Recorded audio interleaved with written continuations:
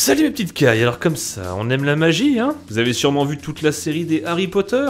Ou bien vous êtes simplement un petit curieux qui souhaite découvrir comment les magiciens font pour réaliser ces tours incroyables? Eh ben ça tombe plutôt bien parce qu'aujourd'hui je vais vous révéler les astuces de 5 des meilleurs tours de magie au monde. Accrochez vos slips, c'est parti!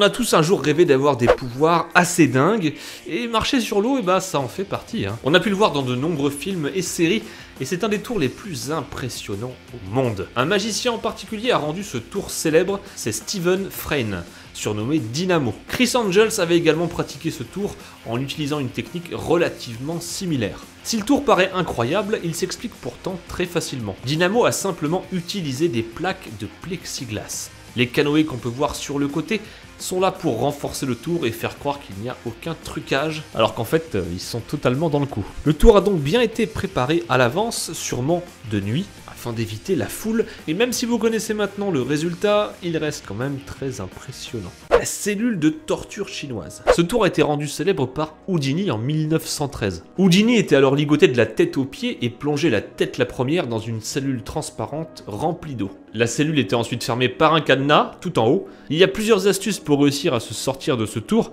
et aujourd'hui on va voir celle qui est le plus souvent utilisée, celle du cadenas. Elle fait appel à des complices restés à l'extérieur. Ce sont généralement les gens qui vérifient que le cadenas est bien attaché et vous font croire qu'il est impossible de sortir de la cellule. Une fois qu'ils auront fermé la trappe, ils enlèveront une petite barre qui relie le cadenas à la cellule. Sans elle, le cadenas ne sert tout simplement à rien. Le magicien à l'intérieur devra ensuite faire pression pour remonter à la surface, faire demi-tour et sortir. Ah, vous vous dites c'est finger in the nose? Mais pas vraiment. Parce que si certains tours durent quelques dizaines de secondes, eh bien d'autres vont durer jusqu'à 2 voire 3 minutes. Et 3 minutes sous l'eau, c'est long. Le magicien doit donc retenir sa respiration pendant parfois plus de 2 minutes avant de pouvoir enfin sortir de sa cellule.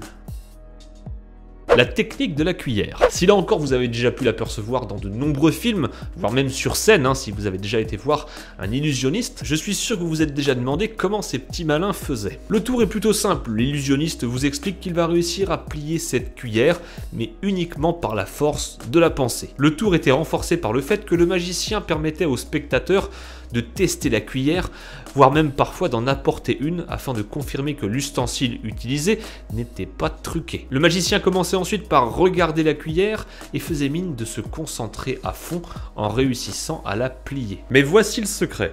Après avoir montré aux spectateurs que la cuillère était solide, il place alors la cuillère déjà pliée dans le creux d'une de ses mains. Il n'a alors plus qu'à changer la cuillère solide par celle pliée grâce à un petit tour de passe-passe, et c'est dans la poche. Quand je dis c'est dans la poche, évidemment je plaisante, Ça nécessite un doigté plutôt extraordinaire.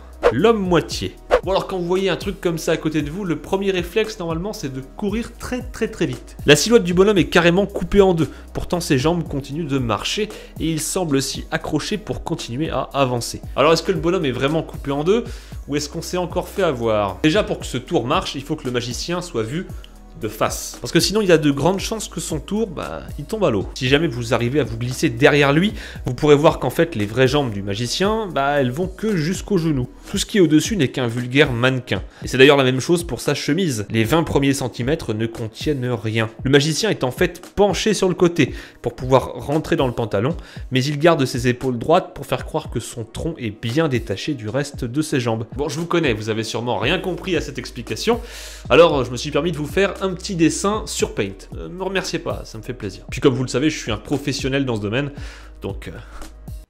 Alors ici en haut, ce sont en gros les vraies parties du corps du magicien.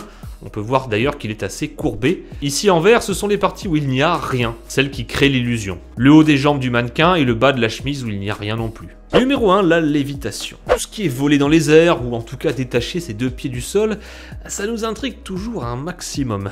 Alors comment passer à côté de ce tour vieux comme le monde et aperçu dans de nombreux films et spectacles depuis des décennies? Mais ce qui nous intéresse nous, c'est de savoir comment ça marche et comment les magiciens arrivent à créer cette illusion. Alors si vous avez déjà aperçu ce tour et que vous êtes attentif, vous avez dû remarquer un objet qui revient à chaque fois. Et ça, peu importe le magicien. Cet objet, c'est tout simplement un bâton, ou encore un piquet, appelez ça comme vous voulez, que le magicien tient dans une de ses mains. Et sans cet objet, le tour il tombe complètement à l'eau. Contrairement à ce qu'on pourrait croire, le piquet est en fait relié à une base au sol très lourde, permettant de supporter le mécanisme ainsi que le poids du magicien. Généralement, le magicien est habillé assez lourdement, histoire de cacher un maximum le mécanisme.